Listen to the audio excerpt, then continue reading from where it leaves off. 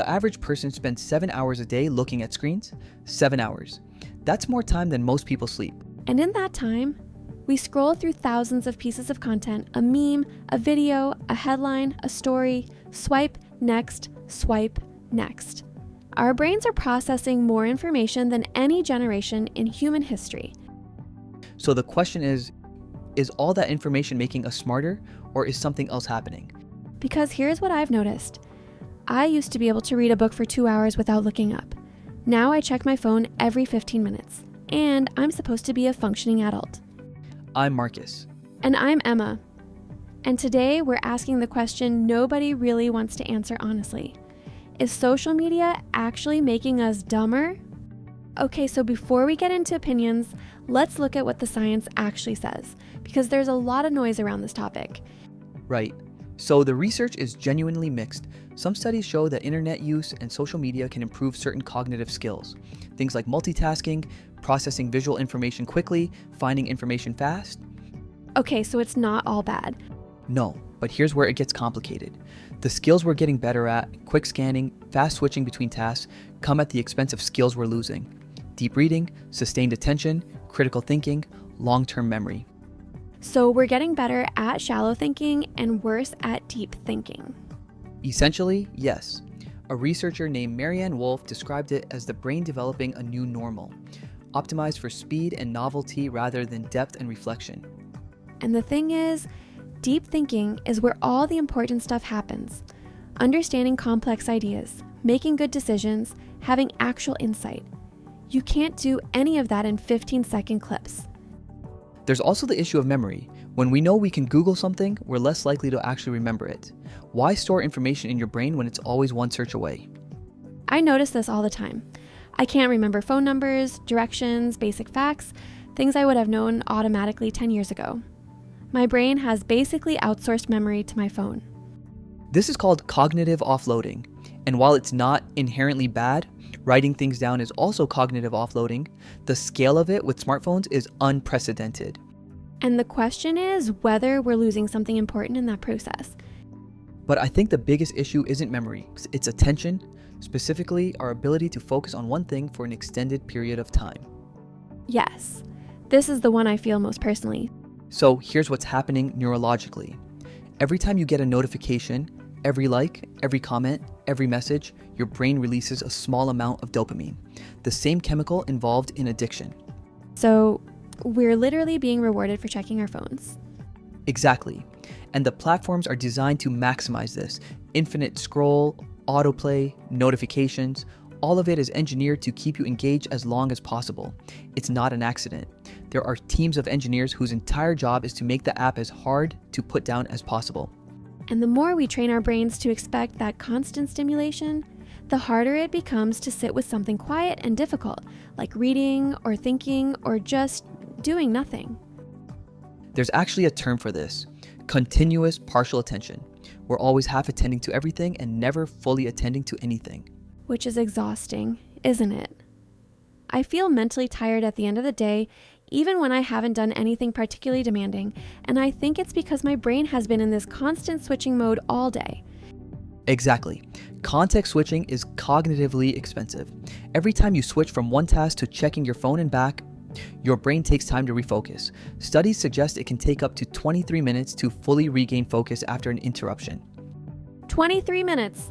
And most people check their phone every few minutes, so we're essentially never fully focused on anything. Which has real consequences for work quality, for relationships, for how well we understand and remember things. Okay, I want to play devil's advocate for a second, because I feel like social media gets blamed for a lot. Is it really the platform's fault, or is it about how we use it? That's a fair point, and I think the honest answer is both. The platforms are deliberately designed to be addictive.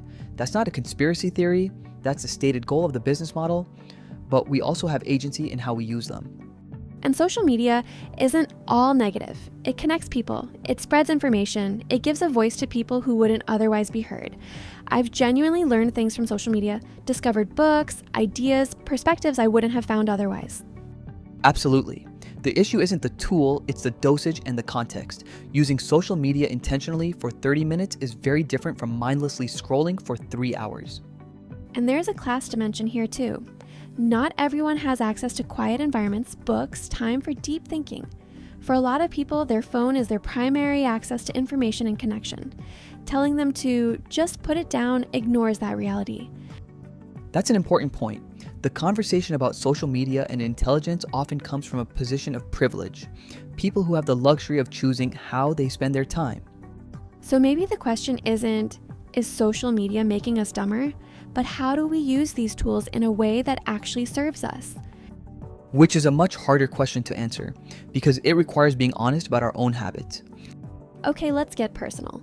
Marcus, what's your relationship with social media? Honestly, I'm pretty disciplined about it.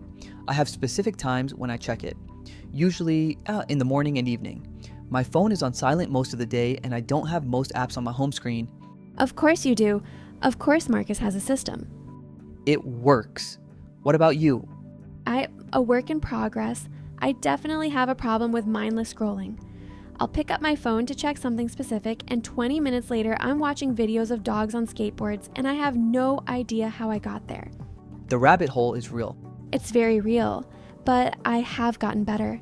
I turned off most notifications, and I started leaving my phone in another room when I'm trying to do something that requires focus. That's actually one of the most evidence-based things you can do. Just having your phone visible, even face down, even off, reduces your cognitive capacity. Your brain is using resources to resist checking it. So even the presence of the phone is a distraction. Exactly. Out of sight, genuinely out of mind, neurologically speaking. Okay, so practical tips. First, turn off notifications for everything except calls and messages from real people. Every notification is a dopamine hit that pulls you out of focus. Second, set specific times for social media: morning, lunch, evening. Outside of those times, the apps are closed. It sounds simple, but it's incredibly effective. Third, use the screen time features on your phone. Just knowing how much time you're spending is often enough to motivate change. Most people are shocked when they first look at their numbers. Fourth, replace some scrolling time with something that requires sustained attention.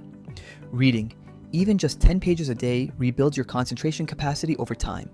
And fifth, be intentional when you open an app. Ask yourself, why am I opening this right now? What am I looking for? If you don't have a good answer, put the phone down. So, is social media making us dumber? I think the honest answer is, it depends entirely on how you use it. The potential for it to erode your attention, your memory, your capacity for deep thought is very real. But so is the potential to use it as a genuinely useful tool. The difference is intention. Are you using social media, or is social media using you? That's the question to ask yourself next time you pick up your phone. Which is probably in about 3 minutes. Speak for yourself. Okay, everyone, let us know in the comments. Do you think social media is affecting how you think? And what have you done about it, if anything? Subscribe for more Real Talk English. New episode every week. See you next time. Bye. And maybe put your phone down for a bit after this. Just a suggestion.